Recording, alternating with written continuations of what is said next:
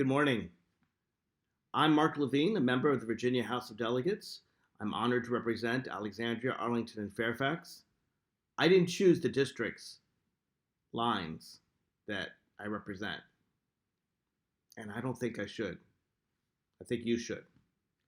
I oppose gerrymandering, and if you, like me, oppose gerrymandering, you should vote no on Amendment 1. Let me explain. There are two kinds of gerrymandering. One is legislative incumbent gerrymandering, and the other is partisan political gerrymandering. This amendment, like most gerrymandering schemes, has both. You don't have to have both. You could have one or the other. This one has both. It is the marriage of the legislative incumbent gerrymandering that my party, Democrats in the Senate, have strongly supported for years. They're the ones who gerrymandered the Senate in 2011.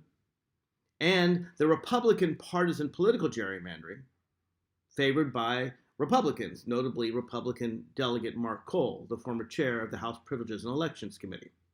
It's the marriage of these two plans, legislative incumbent gerrymandering and partisan political gerrymandering, that brings us Amendment 1.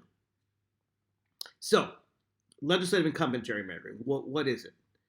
It's drawing lines to favor the people with the seats. It can be bipartisan. It is basically the legislators drawing their own lines. And it's designed to keep out those people that want to challenge them. So in a legislative incumbent gerrymander, everybody protects their own seats, keeps out the others. It could keep out primary challengers, but it's most effective at keeping out independents. Now, Virginia has had independents serve in the House of Delegates and the Senate, but in a pure bipartisan gerrymander, the party leaders just simply draw the districts to freeze out the independents. Now, the way Amendment 1 does this is it allows 4 party leaders to choose everybody on the commission. Every single person. There's 60 people on the commission, but they're all chosen by 4 party leaders. Yeah, there are 8 legislators and 8 citizens, which I put in quotes, but they're all chosen by party leaders. So the 4 party leaders are picking who's on the commission. It's not like you can apply, unless maybe you're the husband or the wife of a party leader or their child or a really close friend or associate. You know, for those that say, well, they're citizens, they'll have to be fair. I'd say, well, what if Trump were appointing the commission? He might appoint Roger Stone and Mike Flynn and Corey Lewandowski and Bill Barr and Ivanka and Jared.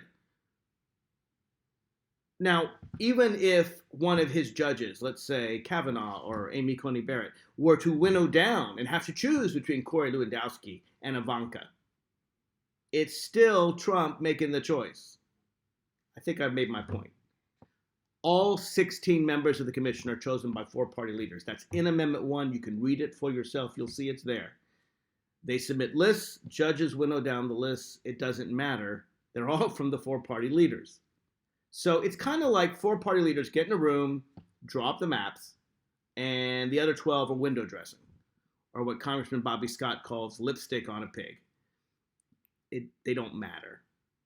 And when 4 party leaders draw up the districts, they can not only exclude independents, they can exclude wayward voices within their own party. In this way, it's not bipartisan, it's hyper-partisan. At least in an ordinary gerrymander, everybody can sort of protect their own districts. In this case, 4 party leaders who already have tremendous power, yet even more power. We can imagine some dissenting voices within both parties that would be excluded if they were outside the leader's mainstream. Also, think about how it affects legislation. Let's say that the leader and I disagree on legislation. Well, I better vote the way my leader wants me to do, or I could lose my seat. So that's the purpose of it. It's been done. It was done in California before the citizens came in and threw it out. It's done currently in New Jersey, which happens to have the least competitive seats in the country. When you have legislative gerrymanders, very, very rare are incumbents thrown out of office. And that's the brainchild, as I said, of the Senate Democrats, and it's why it's in the bill. But there's also part 2, partisan political gerrymandering. Now that's the dream of Mark Cole. That's when you draw maps on a statewide basis, whether or not you favor incumbents, to favor one political party. After 2019, when federal courts ruled that the Republicans in Virginia had illegally racially gerrymandered the state, they undid the maps. They gave us fair districts. And in giving us fair districts, Republicans were worried. They knew they'd have a hard time winning Virginia if every Virginian's vote counted. So Mark Cole thought, the governor's a Democrat. I don't know that we can control who votes for the House or the Senate if the maps are fair. But the Virginia Supreme Court, that's reliably Republican. And that's because Virginia is one of only 2 states in the United States where the legislature chooses the members of the court. Now, 48 states, the people, through the governor or directly elect their highest court, not in Virginia. So Mark Cole knew that no matter who won the 2019 elections, the third branch of government, the Supreme Court, would remain reliably Republican. So he put in what I like to call the poison pill. The idea that any 2 legislators can scuttle that entire commission. Even if you believe in a bipartisan legislative incumbent gerrymander, this is the trump card. This is what throws it all out. You could have on that 16-member commission 14 members who support these maps. But if 2, let's say, Mark Cole and Todd Gilbert, leader of the Republicans in the House, say, nah, we don't like your maps. The maps get thrown away. They get put in the trash. The advisory commission is disbanded. They have 0 power anymore. And all decision-making goes to the Virginia Supreme Court. And what's even worse, there are no standards, no guardrails. There are no protections against partisan political gerrymandering. In fact, even the patrons of the amendment have admitted, yeah, they can gerrymander as much as they want. George Barker said that to me at a hearing. But yeah, they can gerrymander as much as they want. There's no review. There's no appeal. In fact, the U.S. Supreme Court said, we don't do partisan political gerrymanders in federal court anymore. Go forth and gerrymander. So it'd be entirely ethical. And I don't agree with it, but it would be entirely legal, entirely ethical if Amendment 1 passes for the 6-1 Republican majority on the Virginia Supreme Court to draw all the maps, however they wanted. And we, the legislature, couldn't intervene. The governor couldn't intervene.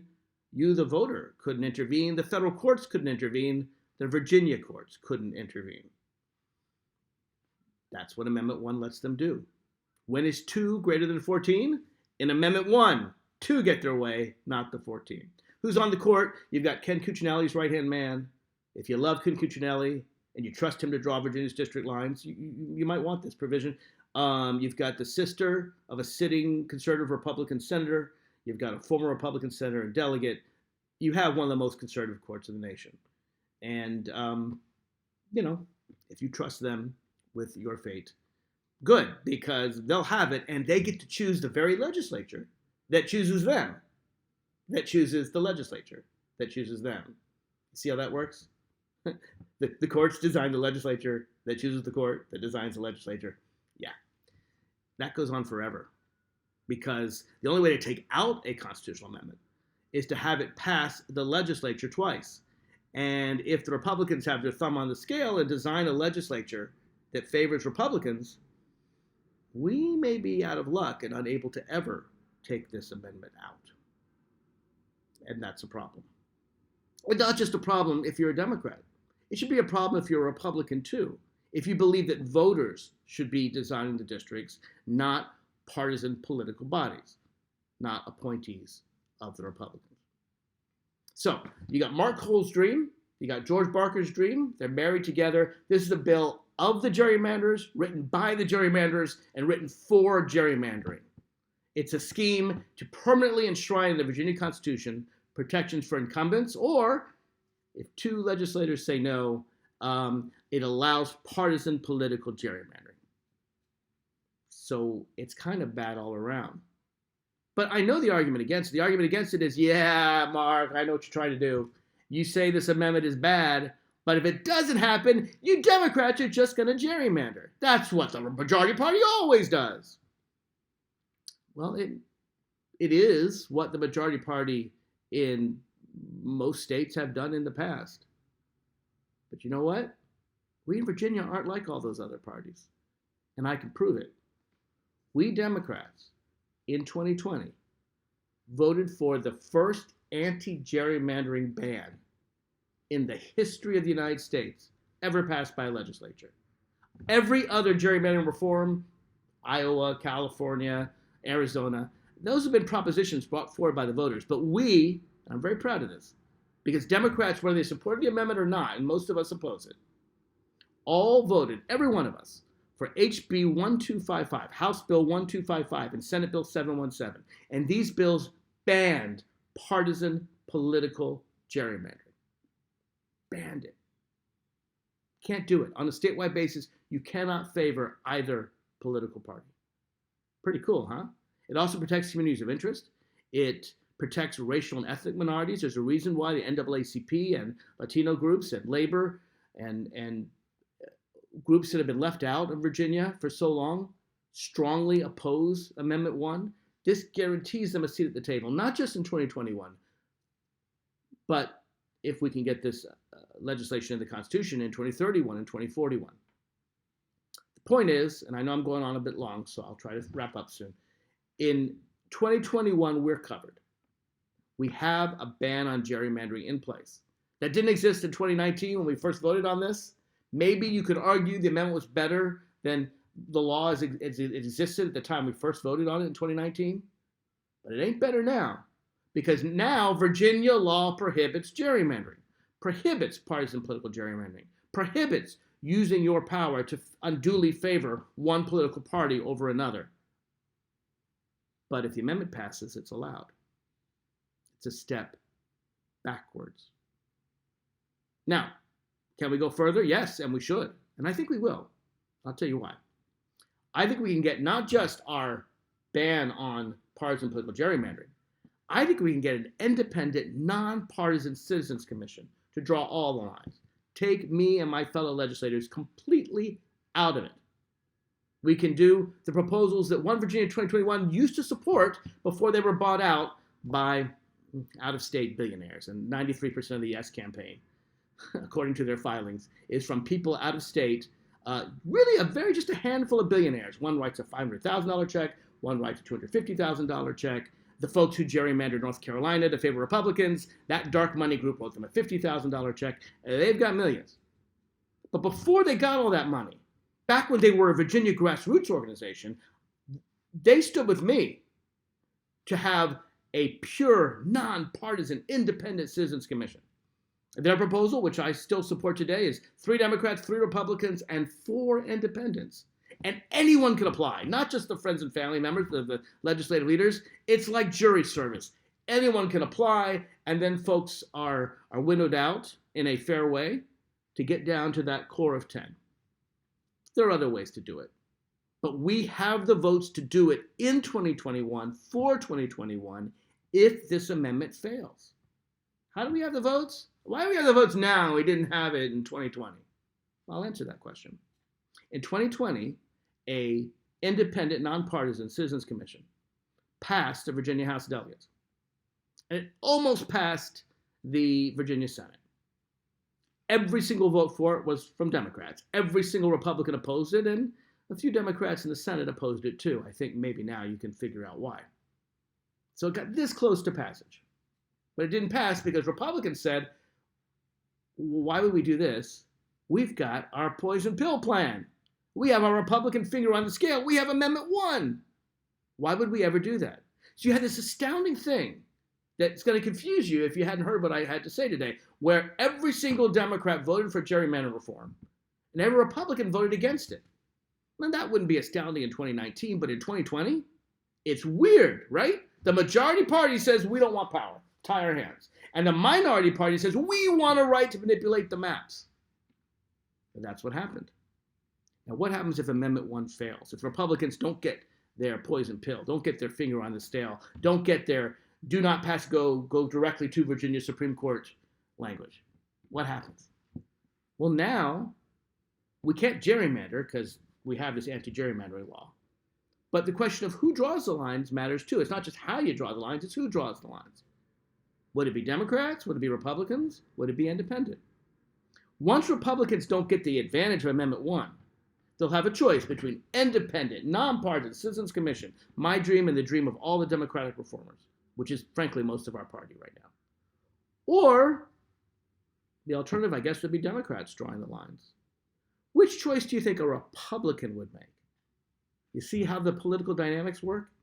If the Republicans choose between their thumb on the scale or independent fair redistricting, they're going to pick their thumb on the scale. They did. But if the choice is between independent fair redistricting and a democratically chosen group of people, Republicans, I'm quite confident, would prefer fair maps over a democratic gerrymander. So we have the votes. If Amendment 1 goes down, we have the votes to pass a nonpartisan independent Citizens Commission. The votes are right there.